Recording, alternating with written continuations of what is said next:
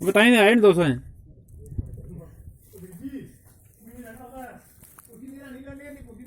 ना लो अंदर टार्च है मेरे को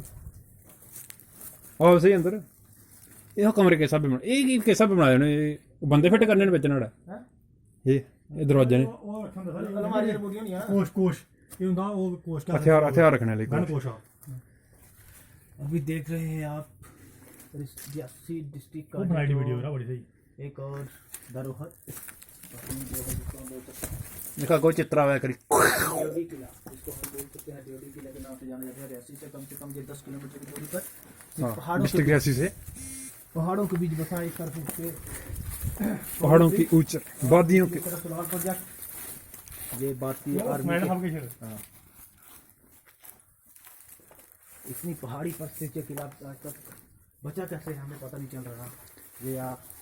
रियासी डिस्ट्रिक्ट के पंडित जी बोलो ये दो वीडियो सर मतलब इसके साइड कर दो वीडियो इसके साइड में हाँ एडिट करिए थोड़ी क्या पता देखिए सर ये बैकग्राउंड वाली वो नहीं पाया हुआ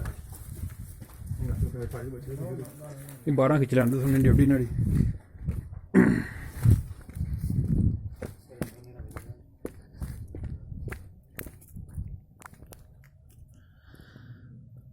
हाँ जी है इसका मेन डोर।